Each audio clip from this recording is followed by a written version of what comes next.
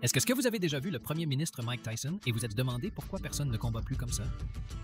Nous avons rencontré des boxeurs, des agressifs, des rapides, des puissants et des brutaux. Le style Peekaboo vise à révolutionner la boxe. Cela transforme Tyson en une force impitoyable, une machine de destruction humaine. Mais après lui, il a disparu. Depuis lors, aucun poids de lourd de haut niveau ne l'a vraiment utilisé. Alors, qu'est-ce qui ne va pas? C'est trop dangereux? Trop exigeant? Ou est-ce que Tyson est le seul qui peut réussir? Avant de commencer, aimez et abonnez-vous pour continuer à partager des vidéos. Sans grande chose, commençons. Il ne veut pas seulement un style qui se concentre sur le coup de poing, il veut laisser ses adversaires impuissants. Pour lui, la boxe traditionnelle est imparfaite. C'est prévisible et lent. Il cherchait quelque chose de nouveau, quelque chose de révolutionnaire. Un style ancré dans un mouvement de tête suffisamment aigu pour éviter les frappes. Un jeu de jambes assez explosif pour se précipiter, des combinaisons si rapides pour laisser les adversaires incapables de réagir, et surtout un système qui ne dépendait pas de la hauteur ou de la portée. Cela est devenu la base de la boxe Peekaboo. Contrairement aux techniques traditionnelles, où les combattants se tiennent debout et mesurent leurs poings, Peekaboo s'appuie sur un mouvement ininterrompu, esquivant, tressant et glissant sous les coups. Le premier succès majeur de D'Amato vient de Floyd Patterson en 1956. Patterson est devenu le plus jeune champion des poids lourds à seulement 21 ans, un record dépassé plus tard par Tyson. Mesurant environ 6 pieds et 190 livres, Patterson était trop petit pour son département, mais le Peekaboo lui a permis d'éviter les points et de mener des combos. José Torres a aussi adopté une partie du système et est devenu champion des poids légers en 1965. Il a apporté son talent, des mouvements fluides du haut du corps combinés à une défense haute serrée. Bien que Patterson et Torres aient réussi, aucun d'eux n'a vraiment perfectionné le style. Ce serait le dernier protégé de D'Amato. En 1969, un adolescent problématique nommé Mike Tyson rencontre Cus D'Amato, et personne ne pouvait prévoir que cette union produirait l'un des combattants les plus terrifiants de l'histoire. Tyson est idéal pour se cacher et se cacher. Ses attributs naturels adhèrent parfaitement à la philosophie d'Amato. Des mains rapides comme l'éclair, rares pour les poids lourds, délivrent une puissance dévastatrice depuis des angles inhabituels et un coup follement fort permet des mouvements extrêmes de la tête. Les jambes puissantes réduisent instantanément la distance et abaissent le centre de gravité. D'Amato, mesurant 5 pieds 10 pouces, devient le tuteur légal de Tyson et le façonne. Chaque jour est consacré à maîtriser Peekaboo, à l'inscrire dans la mémoire musculaire de Tyson jusqu'à ce qu'il devienne instinctif, et les résultats sont étonnants.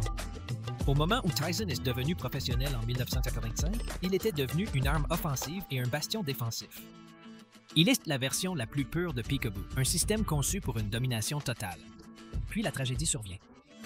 En novembre de la même année, D'Amato est décédé, juste au début de la carrière de Tyson, mais les fondations qu'il a jetées font de Tyson un géant. Pourquoi le style Peekaboo de Tyson est-il si redoutable? D'abord, sa posture défensive. Contrairement aux protections traditionnelles étendues, Tyson place les gants près du visage pour une défense compacte et pratiquement impénétrable. Cela le protège du tir direct tout en lui permettant de voir la cible, d'où le terme Peekaboo.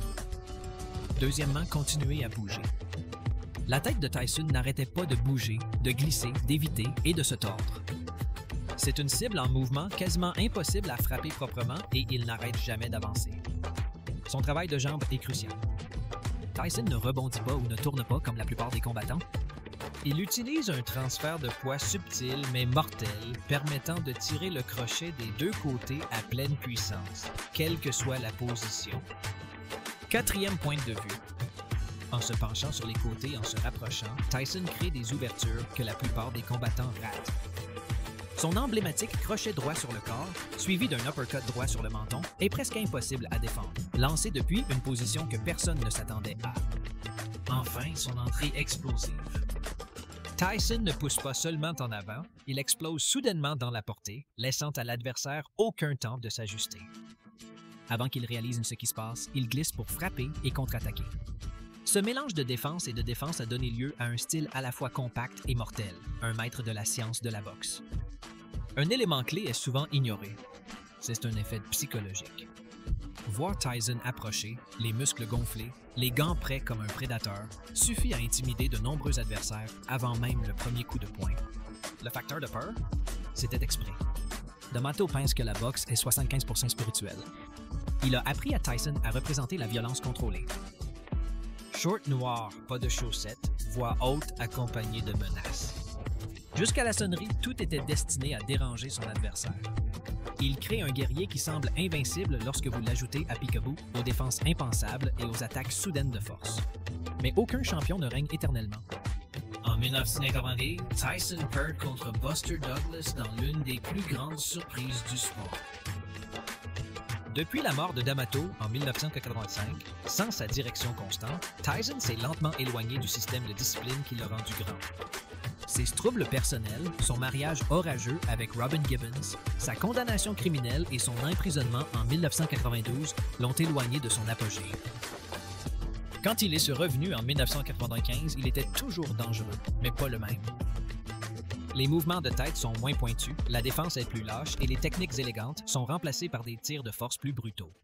Viennent ensuite les échecs d'Evander Holyfield en 1996 et 1997, y compris l'infâme incident de morsure d'oreille de Lennox Lewis en 2002. Ces combats confirment ce que beaucoup savent déjà. Le style Peekaboo qui avait rendu Tyson invincible s'est estompé. Alors, si c'est si efficace, pourquoi plus de combattants ne l'utilisent-ils pas? Tout d'abord, le conditionnement. Il faut une endurance folle pour se cacher et cacher. Il ne s'agit pas seulement d'éviter les points, mais de continuer à bouger, de rester bas et de tirer des explosions. La plupart des poids de lourds dépendent de la portée et de la taille.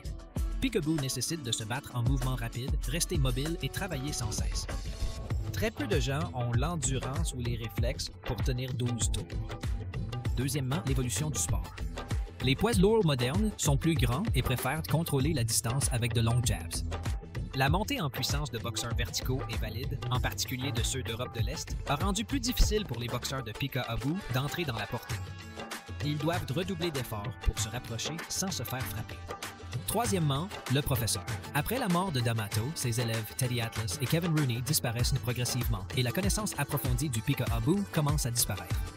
Même les athlètes d'élite ne peuvent pas exécuter au plus haut niveau sans le bon entraîneur. Mais qu'en est-il de la plus grande raison?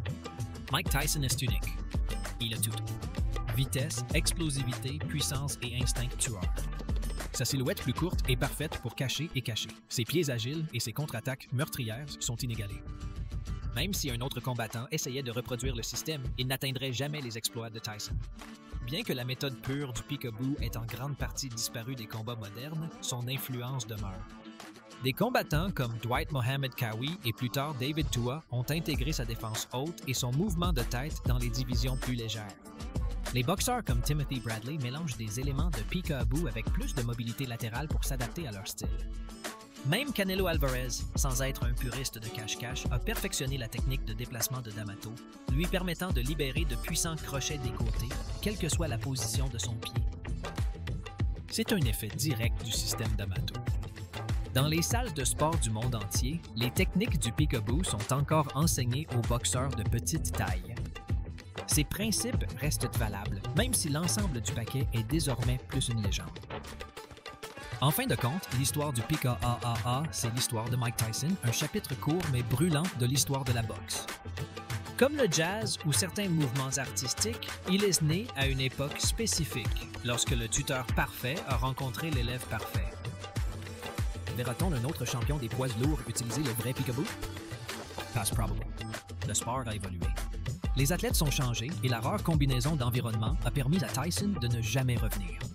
Mais cela ne diminue pas ce que Cus D'Amato et Mike Tyson ont accompli pendant leur courte période à la fin des années 1980.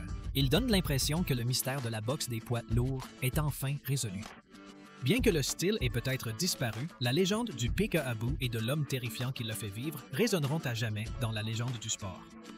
Si vous avez aimé cette vidéo, aimez et abonnez-vous pour continuer à offrir de nouveaux contenus. À la prochaine vidéo.